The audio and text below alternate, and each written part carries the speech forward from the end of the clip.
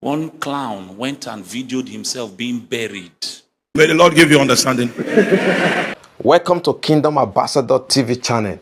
Here we are committed to giving you the messages of consecration, circumcision that will move you to your next level in your walk with God.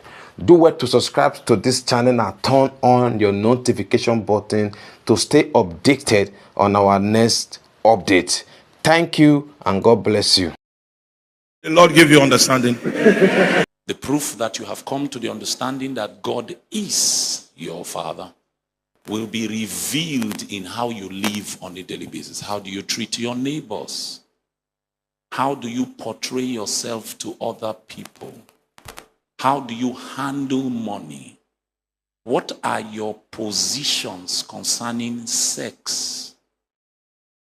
Because we live in a generation where there is a desperation to redefine our traditional definitions. So even things like marriage are under attack. Marriage is no longer considered in certain circles as the relationship between or the union between a man and a woman. So somebody can wake up and say, I'm in love with my cat, and marry the cat. I don't know how true the video was, but I saw a woman who was being interviewed. I could only conclude that it is comedy, because there's nothing people won't do for content now. You know that money that YouTube pays is like cocaine. People, once they taste that money, they are willing to die for it. It's addictive. So people do all kinds of content. One clown went and videoed himself being buried in a coffin. In fact, the social media platform could not stand it. They banned his account. The thing is hunger. Will do anything for money. So I saw a video where a woman said she's getting married to her duvet.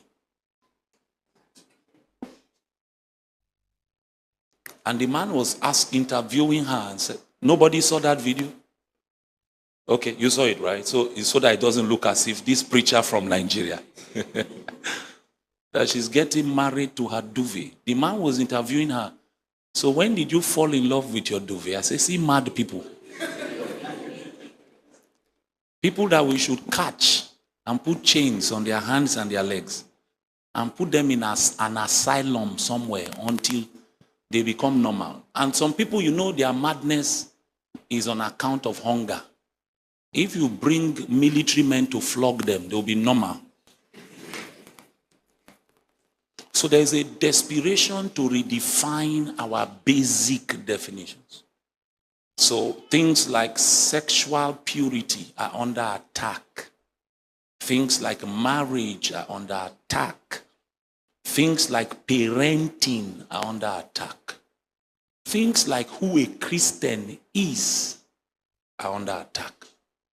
So in a world where definitions are becoming blurred, lines between good and evil are becoming smeared, we no longer know the difference. It becomes important that if you have made contact with Jesus, it must be obvious to the world who your Father is. If people who walk around you, people who work around you, people who live around you cannot tell where your allegiance is, you are a fraud. If the people in your office are not sure whether you are a Christian or not, people in your neighborhood cannot tell for true that this sister, she serves God. This brother, he is a Christian. He is not with us. If they cannot make that clear distinction, what you claim to have as Christianity is a lie. You are a fraud. And don't be angry with me. When I say these things on the basis of the teachings of Jesus. Have you read in Matthew chapter 5, Jesus was the one teaching, and he said in verse 13 and 14, ye are the salt of the earth. Ye are the light of the world. What Jesus was trying to tell you is that the world in which the Christian is called to live has a different nomenclature, different structure, different texture from what it is that you carry. So every time we see you, you should be anti the world. If you bring light into the presence of darkness, it will be clear that this is light. But Jesus was the one taking that teaching further. He advanced in Matthew chapter 6 and showed us that it is possible for you to claim that you have light, and yet the light you are carrying is darkness. Jesus. Why? Because what causes your body to be full of light is what you feast your eyes upon. And this is not just about looking, this is about perception. Because if you are going to have understanding, if you are going to model your life after your convictions, your perceptions must be correct. So for instance, the way the average Christian perceives success is a problem. The way the average Christian, for instance, defines success in modern day is a big problem. I did a 5-part teaching on, and I titled it Money Parables. I was trying to bring reorientation to the mind of the believer. You know, I grew up in church hearing that Jesus was rich. That Jesus is a rich man. And I'm not talking about Jesus in the riches of his glory and in the abundance of resources that are available to him as God. I'm talking about the Jesus that was in his humanity. You know, some of you now are thinking in your mind that, what is this is he saying now? Does he mean that Jesus, when he walked upon the face of this earth, cannot have been considered to be rich? And this is not me bashing riches. Programs like this cost money.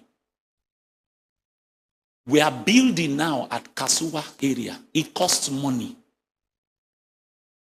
My own project in Warri that we are building is at least minimum that we are going to spend before we even do furnishing is 750 million naira. So this is not me bashing money.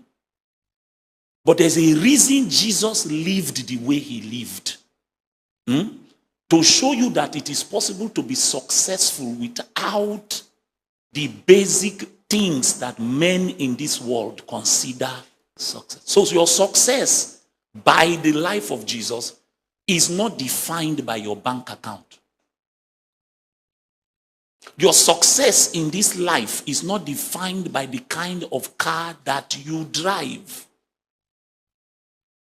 And this is why, dear sister, you will rarely find in this generation young people who are signing up their lives to be missionaries.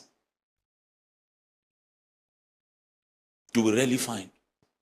Let's just take a census now. You are in this room. You have a friend. From the time you were on campus, maybe you are still in campus, to the time you got married, now you have 62 children, and you have a friend that told you that as we are leaving campus, I'm going to waste my life for Jesus. In this room, there is no one. In the days of our fathers, mission work was attractive. You know why? They had a proper perspective of the meaning of success. Some of us will not take up jobs like teaching, for instance, that does not pay so much. I don't know how much it pays in Ghana, but in Nigeria, it doesn't pay much. I'm a teacher. I'm a lecturer. We will not take up those jobs because we will feel like we are failures if we cannot fill our bank accounts with enough money. Meanwhile, if you refuse to take up the teaching job, witches will take it. They will go and build a structure within the school. They will now be feeding your children witchcraft. So you will have an abomination, an anomaly. The father and the mother loves God, but they don't understand why their children are acting like small demons in the house. Because they are making contact with a negative reality on a daily basis. And everything you see happen in the natural is a consequence of the priesthood that won in the spiritual. So if this priesthood that is winning in the spiritual is the priesthood that gives Satan license, it will look like men are alive and they are useless because they are not able to dislodge the priesthood that is winning in the spirit. May the Lord give you understanding. Thank you for watching this video. We know you have been blessed. Please share this video to reach others also. Click like and subscribe to this channel. Thank you.